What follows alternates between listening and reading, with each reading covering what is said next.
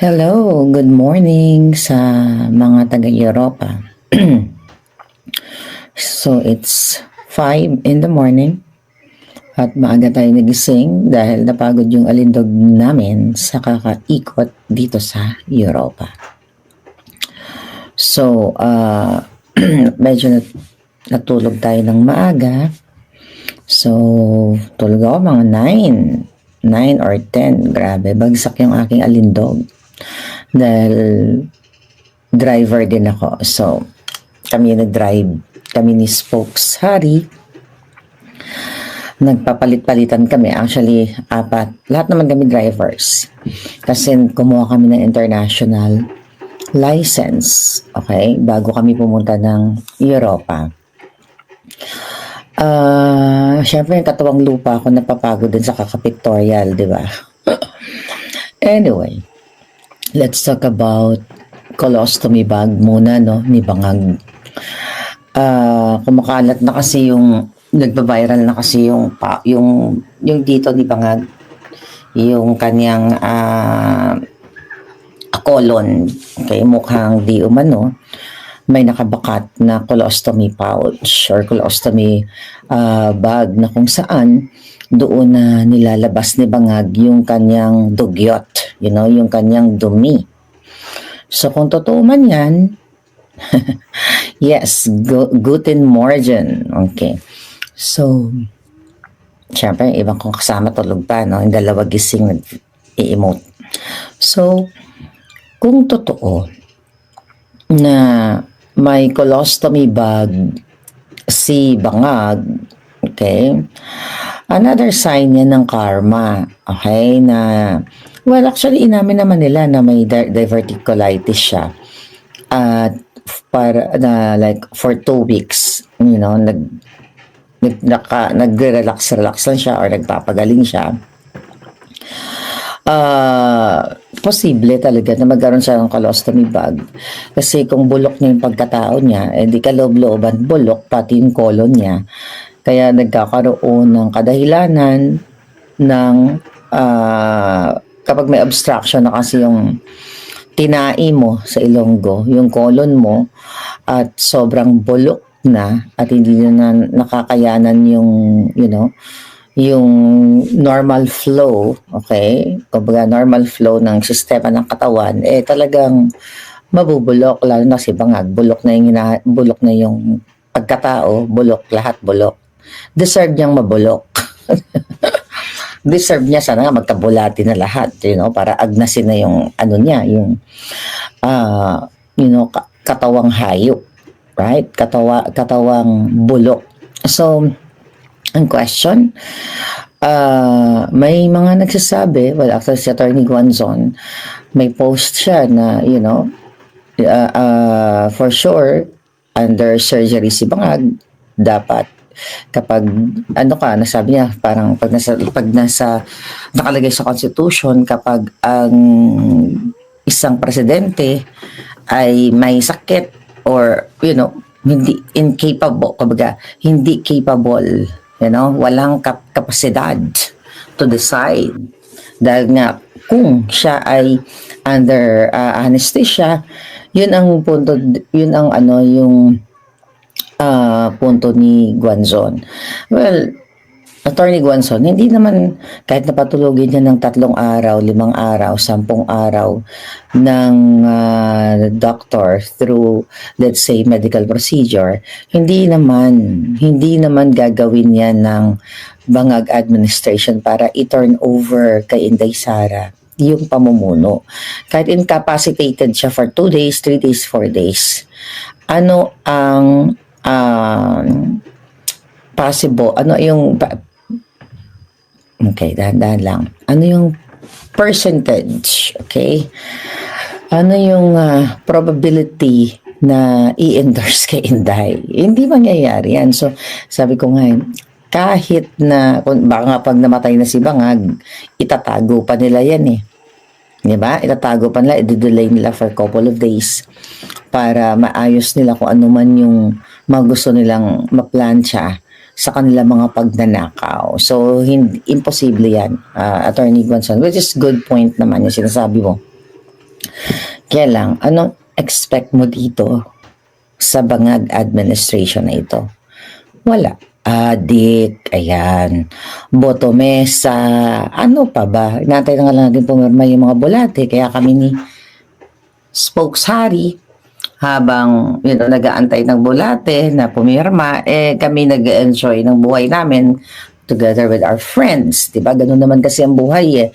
You work hard and play hard. Diba? Work hard and play hard. So we're playing hard with our friends. We're having fun touring around Europe, at our own expense. Hindi galing sa mga ibinugaw. Hindi galing sa pagbubugaw o pagnanakaw sa kaban ng bayan. Now, let's go dito sa ibang topic. So, okay. Ano daw, MD, saan ipapabottom si Bangag? Kadiri naman, Beshi, no? Okay.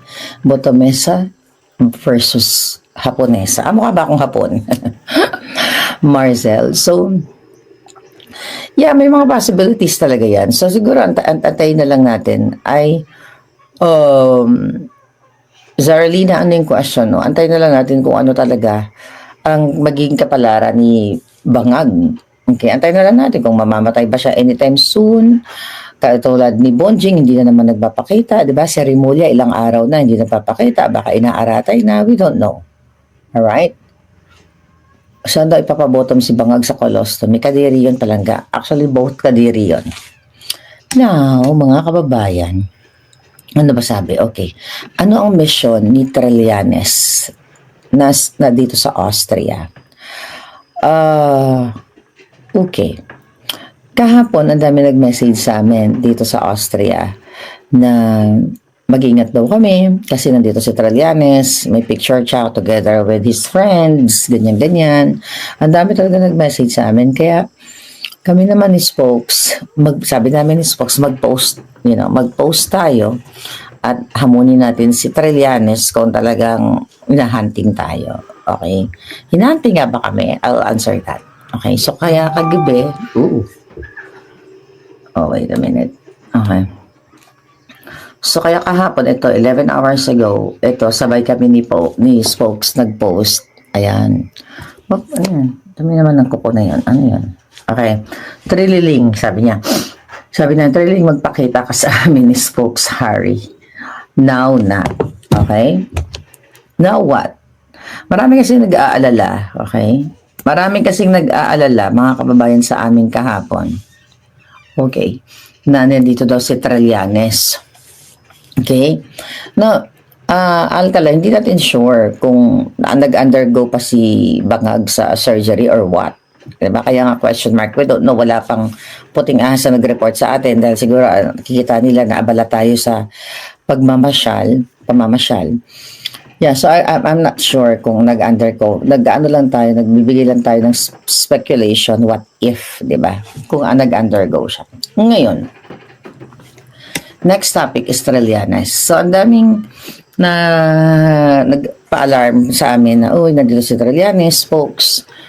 And Maharlika, mag-ingat kayo, Well, thank you to all of you.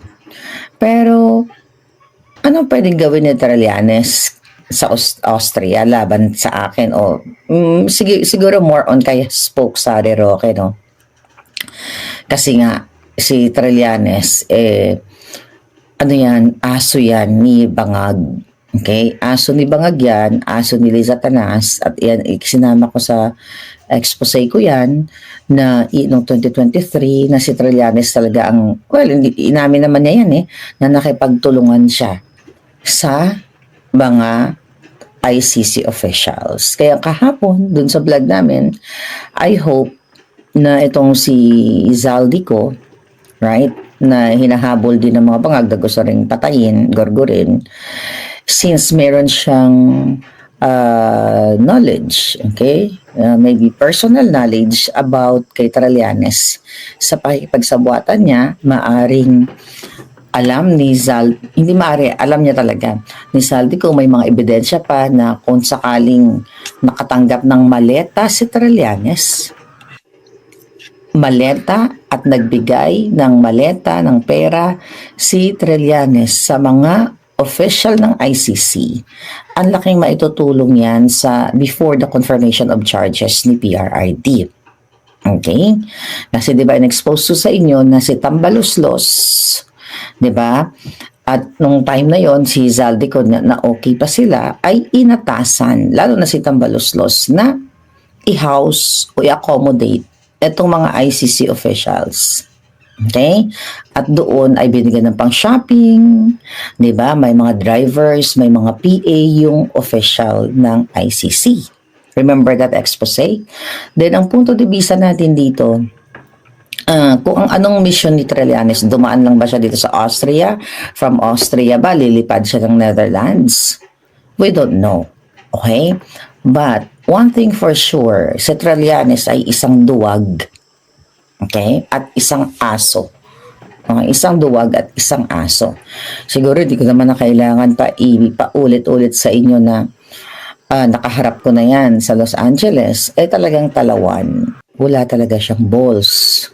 Okay? Kaya, hindi niya deserve na magkaroon ng government post kahit isang barangay tanod. Kasi, walang leadership sa Trillanes. Meron lang siya ay yung pagiging talawan niya, pagiging duwag niya. So, wala na si Trillanes, hindi ka nanalo noong nakaraan. Now, going back here sa Australia, doon sa mga nagmamahal kay Spokes sa amin, huwag po kayong mag-alala, lalo na kay Spokes, kung iniisip ninyo na makakaapekto or kunyari makikipaghilutan o makipagsabuatan si Trillanes sa government ng Austria. I don't think so. Nakakatawa yan palangga. Di ba? Walang kahit sino pang government official, okay, na pumunta dito na pwedeng harangin yung asylum application ni Spokes Harry. Okay? So wala yan. Wala yan si Trillanes. Talawan lang yan. Walang bilang yan. Hanggang forma lang. Kaya nga sabi ko kung matapang siya, harapin niya kami. Di ba? Sino ba hinahanap niya? Si Maharlika o si Harry Roque? Di ba? Hanggang optics lang yan. Iro. Yes. Sabi ni Cecil, iro lang talaga si Trillanes. So sa lahat ng mga nag-message sa amin, thank you so much.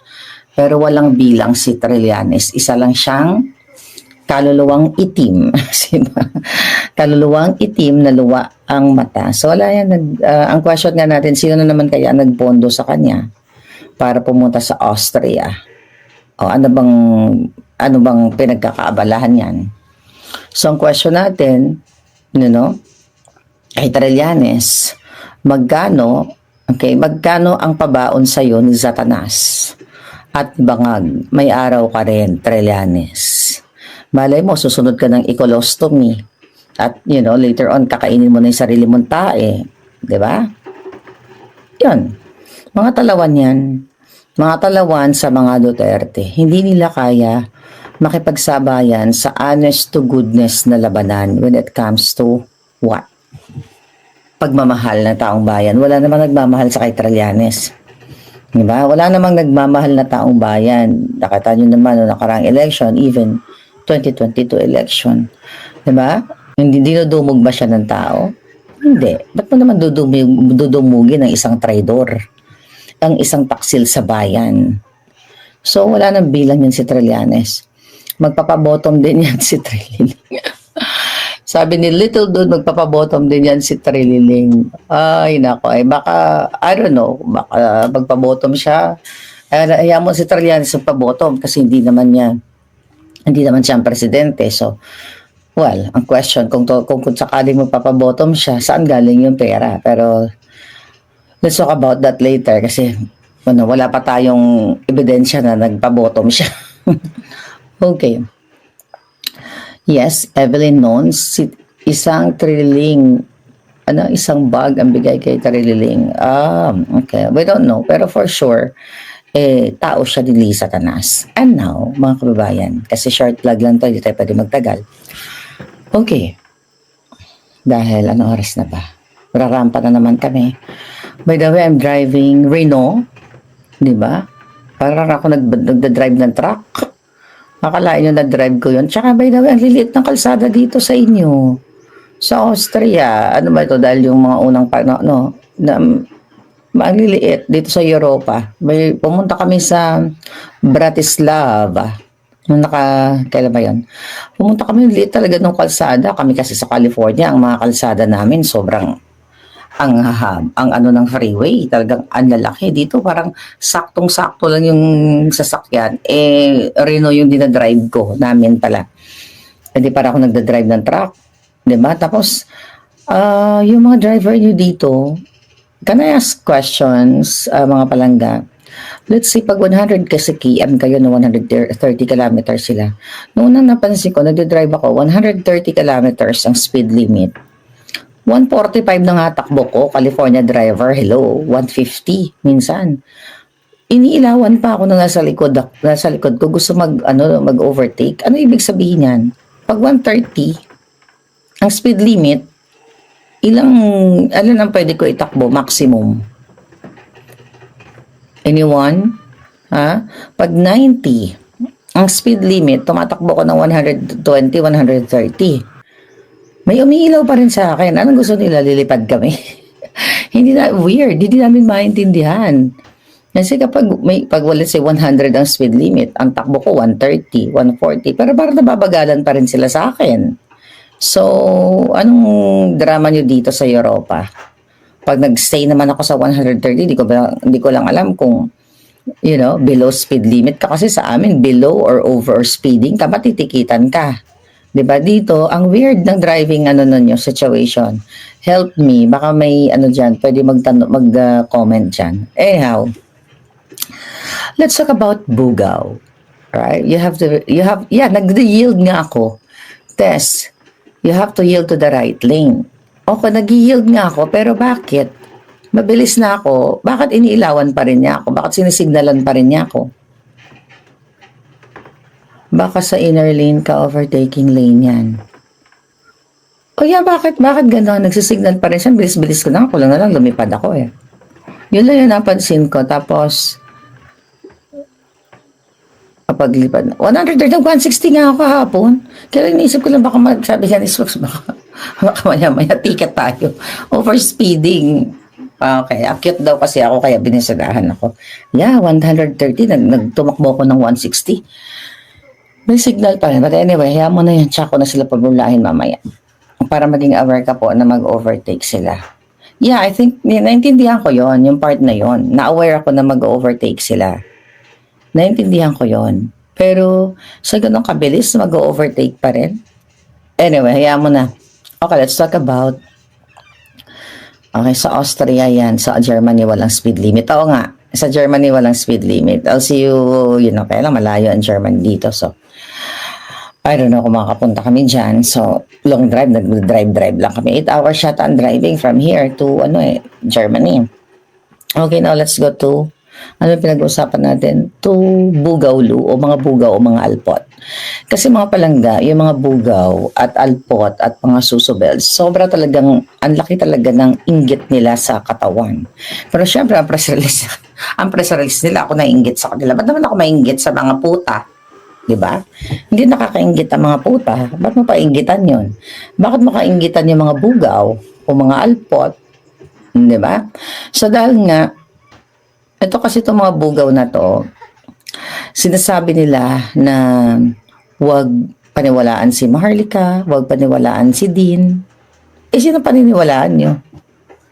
Yung mga putatsing na katulad nila, na binibilad ang kipay para magkapera sa mga politikong bulok. At sinasabi ng mga bugaw, ng mga alpot, ng mga susubels, na ibinibilad ang kanilang mga suso. Okay, ang dami nila ang daming susubels, na kami daw ni Dean ay Trojan horse. Trojan horse nino? Ni Marcos? Paano mo paniniwalaan ang mga bugaw, mga palangga, at mga alpot, na nasabihin si Dean Trojan horse? Hinaharap namin assassins for cases against Maharlika sa Amerika, defamatory cases, then cases sa Pilipinas. Yan ba ang Trojan horse? 'Di ba? Yan ba yung magto-Trojaners ka tapos, dudungisan yung pangalan mo? Yung naniniwala sa mga kasinungalingan ng bugaw, ng mga bugaw at mga alpot at mga pakangkang, okay, ay may saltik sa utak. Alright? Walang matinong alindog like me and Dean Chase na magsasalta, mag-expose laban sa kadyutahan ni Marcos Jr. at Lisa Tanas. Kasi when you say Trojan horse, okay, nagpapanggap ka di ba? Neutralizer ka or parang crowd controller ka or comments controller ka. 'Di ba? Like ako, yun ang yung ano nila bato sa amin ni Dean na parang Marcos pa rin kami. Ma-acting lang kami na ganito ganyan para makapenetrate daw sa Duterte. Oh my God, pang bobo yan. Hindi ganyan ang ibig sabihin ng Trojan horse. Ang tunay na Trojan horse, yung mga nagpapanggap na kunyari Duterte. Pero pinagkikitaan ng mga Duterte, hindi kayang batikusin si Lisa Tanas, si Bangag, si Tambaluslos na yan nagpakita na mukhang isang bulati na lang din na hindi pumipirma. Diba? Hindi si Maharlika at si Dean. Palibasa kasi mga palangga, actually nakakatawa na lang yung mga bugaw. Kasi yung bugaw na yan, wala naman kasi silang alam na pagkakaperahan kundi magpakalat ng kasinungalingan, magbugaw ng mga kababaihan, magpatuwad, magpakita ng mga susubels, tapos gagamit sila ng mga Bible verse. Naku, matagal ko nang dinurog yan, di ba? So yung mga yan, or yung mga may kaso may kaso at falsifikador na mga lawyers na magkakampi nila, katulad ni Zoraida, di ba? Ganon sila eh. Unang-una ang papangit nila. Okay? It's either, kung magkaroon man ng konting itsura, it's either nagpatuslok o nagpahiwa ng katawan, nagpadagdag ng suso, mga ganyan. Right? So ngayon, mga palangga, okay. So yun. So paano mo paniniwalaan ang mga maruruming tao na ang pinagkikitaan nila ay pagbenta ng mga bilat sa mga kababaihan? Right? So ngayon, dahil nga kami ni Dean ay harap-harapan namin hinaharap si Bangag, si Tambaluslo, si Martin Romualdez, si Satanas at ang kampo ng mga Marcos, mga kababayan, yun ang ano nila. Alam mo, deflection yan. Tapos babaliktad nila, sila nga yung can afford sila mag-ikot sa buong Pilipinas, nagkakaraban pa gamit ang pangalan ni Pangulong Duterte. Kami dito we travel, but tingnan mo nakita niyo yung lugar namin, nasa Airbnb kami, nakasabit yung aming mga jacket. May panty pa, tika lang kayo ng panty to. You wanna see this? Wala namang pangalan. Okay. Nakita mo na sa Airbnb kami dyan mga nakasinampay namin. Wala kami sa 5-star hotel. Diba? Kasi kung kami ay bayaran ng yung pinapakalat nila, na tao kami ni Bangag. Oh my God, kabubuhan yan. Okay, nakita niyo ba yung aming mga eksena dito? Tika. Okay. May mga plancha-plancha pa. Nakita niyo ba yan? Ang kulang na lang, bra yung isabit. Gusto niya ba, gayahin natin yung vlogger na dugyot. Nasabi ni Maui, ewan ko kaninong bra to, hindi to sa akin. Magsabi tayo ng bra. Okay, sabi natin yung bra, Maui, this is for you. Ayan, bra yan ni Palangga. Okay, so now, paano na maging... Napaka-mellow doon ng boses kasi tulog pa sila. 5:32 a.m. pa lang. So, syempre ako lang yung gising. Nasa stock room ako kaya ganito itsura natin. Mine daw yung blocks. Yan ang mga kalat namin. CR na kasi yun doon. Okay, CR na. So, maganda din yung CR namin pero first day namin, nakakaloka dahil. Capsi daw to. Ano kanina ba to? Kay Lavinia. Gising na si Lavinia. Tingnan natin kung anong cup ni Lavinia. Laki din ng susobels nito eh. Ay, hindi. Ayan Wow, 36 Capsi. 36 Capsi. Malaki na ba sa inyo yon? Okay. Lavinia, ayan no, 36 capsica. Ayan, nahuli tuloy ng mga palangga. Anyway, okay. Yeah. Alam mo yung mga bugaw kasi, mga susubel sa pangalpot. Ang laki ng inggit kay Palangga Maharlika. Sobrang laki ng inggit ng mga yan. At saka tignan nyo, sino ang lumalaban kay Bangag? Kay Tambaloslos. Di ba? Ang president sila, bayaran daw kami Tambaloslos. Really? Eh di ba si Zoraida ang mga kagrupo nyo nagtatrabaho kay Tambaloslos? Di ba? Paano mo paniniwalaan yung mga yan? Hindi ka nila kaya murahin si Bangag. Takot sila. Diba? Hindi nga nila kayang murahin si Amy Marcos. Takot sila kasi dyan sa Pilipinas. Pag jobless ka, ibibenta mo ang kaluluwa mo. Katulad nila, I'm not talking sa lahat.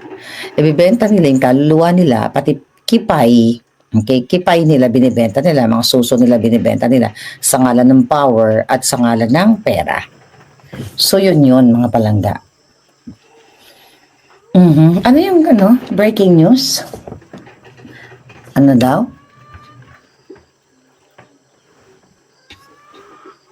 Si Bugaw daw hindi na naniniwalang adik si Bangag. Yun na nga, mga palangga. Yun na, Diyan na lang yung plancha. So, yun na nga. Yun ang malungkot. Not really malungkot. At least alam niyo. Ano yung mga nababasa kong comment? Okay. Rest in heavenly peace, Kuya Bong. Totoo ba to? Okay.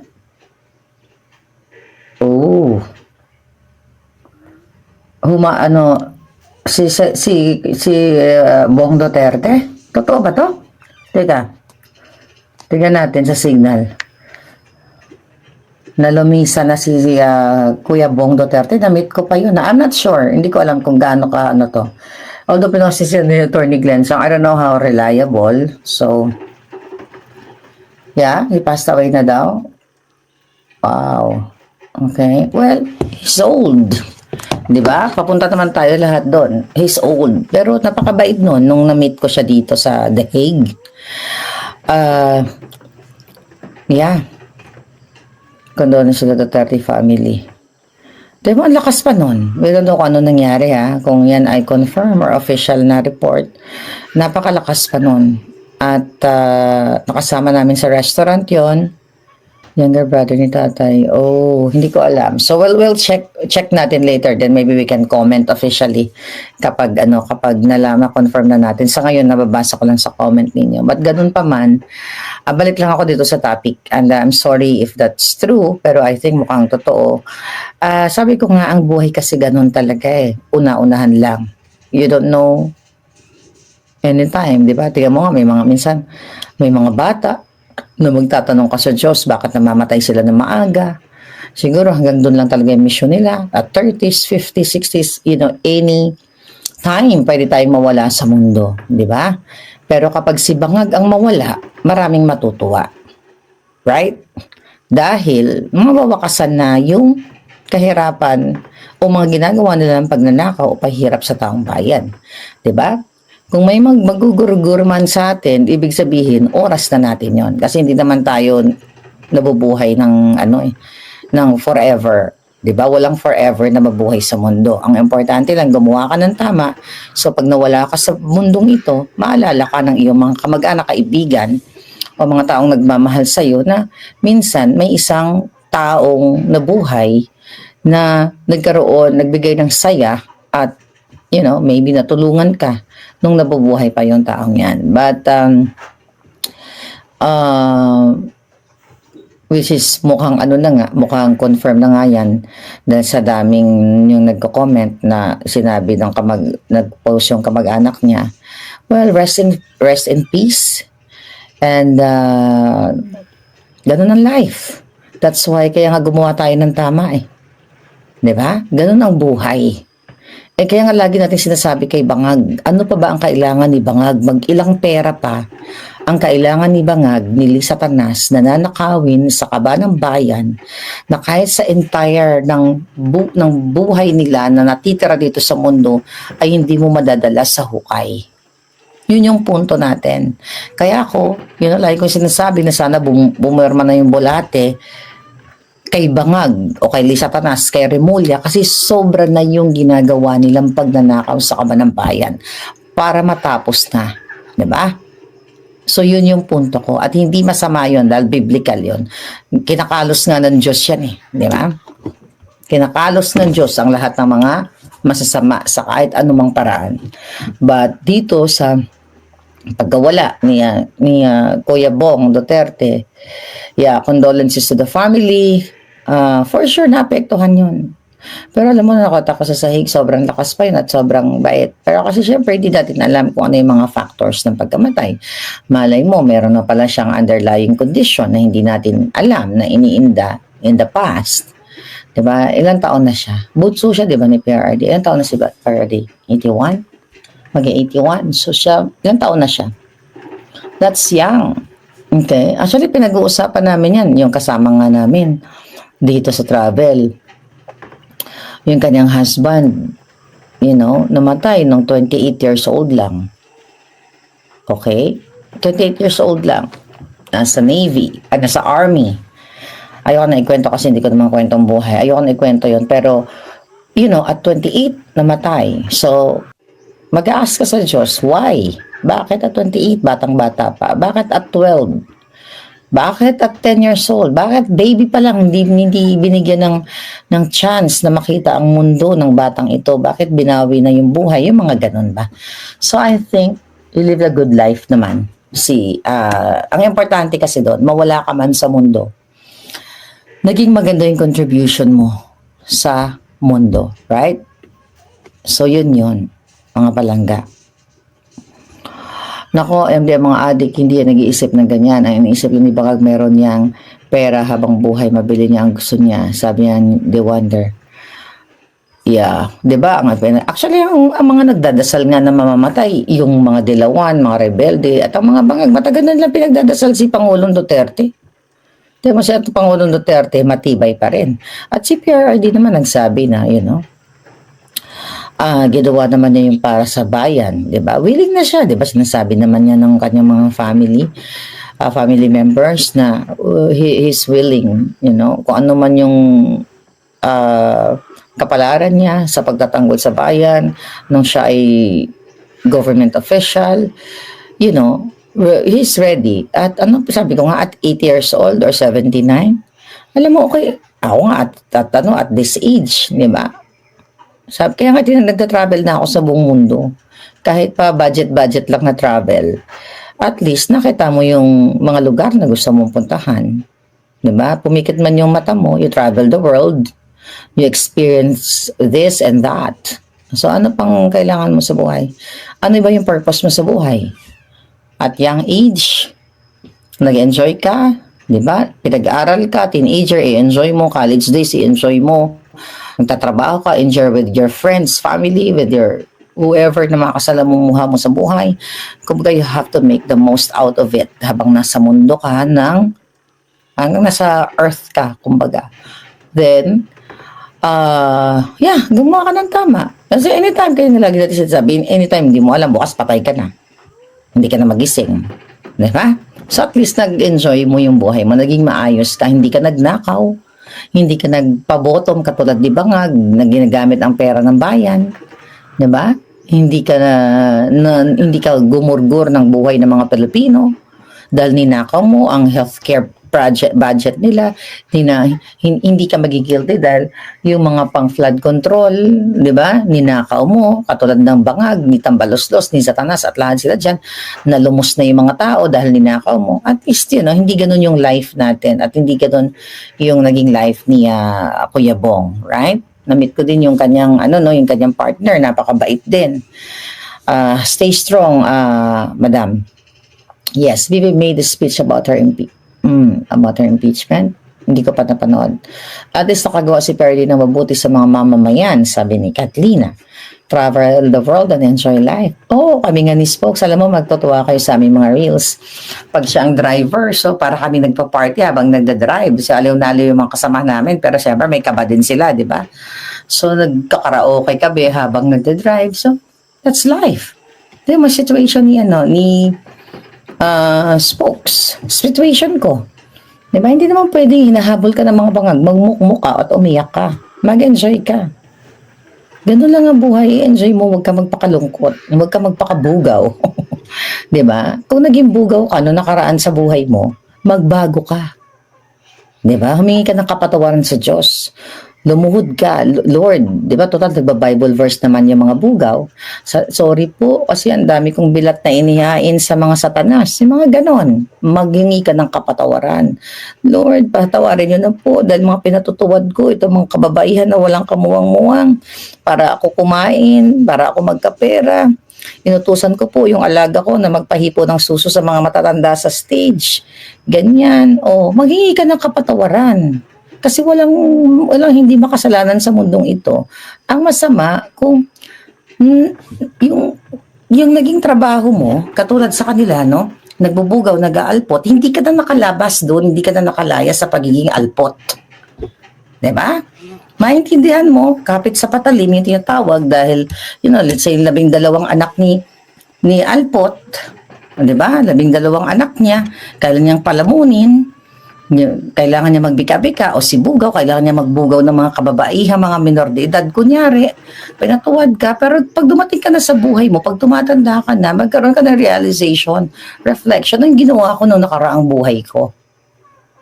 Siguro sasabihin niya, o sasabihin ng mga buga, tama na. Kasi ang dami ko nang sinirang mga kababaihan. 'Di ba? Pinatutuwad ko diyan sila sa Malate, sa Baclaran, kung saan ba pinapatuwad. Imagine mo, 'di ba? Humingi ka ng katapatawaran sa Diyos, kayong mga bugaw. Nang wala kayong dignidad. Na yung mga susobels, inaalay nyo sa mga masosyonda na mga politiko. Yan ang hingi niyong kapatawaran. Huwag kayo gumawa ng kwento na si Maharlika ay Trojan horse ni Bangag at saka si Dean Chase. Okay? Yan. Ikaw bugaw, ang laki ng inggit mo sa akin. 'Di ba? Huwag kayo magmalaki. Yes, nakaka-travel kayo.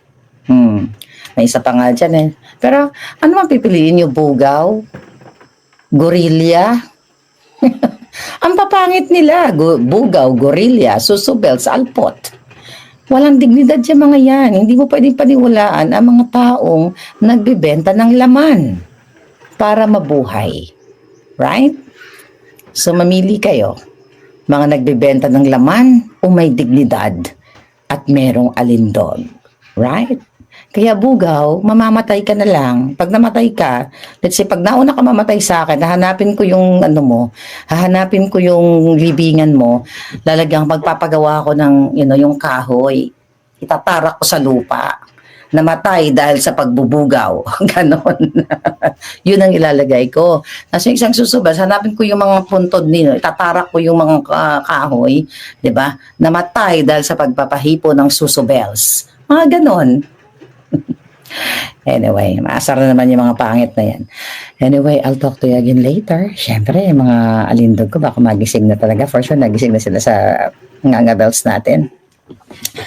Nandito po si Maharlika, basta driver, sweet lover. Diba? Well, I enjoyed. Bago ako magkaway-kaway sa inyo, nag-enjoy kami. Tapos, for the first time, may kinain kami na something. For the first time kami kumain ng decent na food sa restaurant at pinagsisihan pa namin. Diyos ko, sabi namin, mas masarap pati hamak ang Pilipino. Gumasos kami. Siyempre, hati-hati kami. 5 kami kasi yung isa na iwan dito. Gumasos kami 300 euros. Sabi ni Spokes, sana nagluto na lang tayo. Sabi ko, oo nga, masarap pa yung luto namin. Pero kasi famous daw dun sa area na yon. Pero the rest, meron kami mga baon, meron kaming sardinas. Papakita ko sa inyo yung mga snippets mamaya. May sardinas, may baon kaming bigas, may toyo. Ay, mamaya iba-vlog ko pag nagising na sila. Iba-vlog natin yung mga baon namin, ha? Para makita ninyo kung anong bit-bit namin. Kasi kung saan kami maabutan ng aming pagod, naghahanap kami ng Airbnb. Nasa nagluluto kami, baon kaming itlog.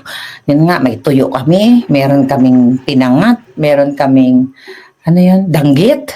As in, kompleto kami. Sobrang nakakatuwa yung travel namin. And this is about traveling with your friends. Hindi mo kailangan magstay sa 5-star hotel. 'Di ba? Katulad ng mga magnanakaw o yung mga alpot, pinagmamalaki pa nila, nagstay sila sa ganito ganyan. Ang tanong, saan galing yung pera? Pero kami, nag-rent kami ng car, cheap, hati-hati din kami. Yan ba? Divided by to 6. O, diba? Sa food namin, divided by to 6. Lahat divided by kami. So, swerte na lang namin pag may mga palangga na nagbibigay sa amin ng mga food. Diba? Ng mga kakanin. Baka naman pwede magluto ng kutsinta dyan. Yun yung hinahanap ko eh. Kutsinta, anything na kakanin. Baka naman dyan, pakain naman. So, ang saya ng travel namin. At this is really memorable. At, ang saya lang may ganito kang friends. Lalo na pagkasama mo si Spoke Sari Roque, no dull moment. Tawanan lang, kulitan lang. Yeah, ito yung life. Ito yung kaibigan na gusto ko sa buhay ko. Hindi ko kailangan ng kaibigan ng magnanakaw sa kaba ng bayan. Di ba nga si Lisa Tanas, kaibigan ko na yan. Di ba? Hindi ko lang kaya yung pagnanakaw nila. Mas pinili ko mamuhay ng simple. Right? Yeah, amoy tuyo, James Cloud. Yeah. Hi Jessica, ng Netherlands palangga. Oh, tapos yung mga nagbibigay sa amin ng, uy, may mga taga-Holland. Dapat nung nasa Netherlands ako, hindi niyo ako pinatikim ng, natikman ko na din yata, pero hindi ko lang nabigyan ng pansin. Yung ano ninyo, smoked cheese. Smoked cheese ba tawag? Yung sobrang sarap. Mamaya pakita ko sa inyo. Ang sarap, gusto ko mag-uwi nun sa Amerika. Baka naman, Jessica. Jessica Palangga, magdala ka ng keso pag pumunta ka dito sa Austria. Anyway, I love you guys. At ang iwanan ko lang sa inyo, masarap mabuhay ng patas. Ang sarap mabuhay nang wala kang binubugaw, wala kang inaapi, wala kang ninanakaw, at wala kang pinapabottom. Okay? So, this year Palangga Marlica, well, sa maikling salita, mamuhay ka ng maayos, may pagmamahal sa kapwa, sa bayan, at sa pamilya. With that, I love you all. Mwah! Babush! Thank you.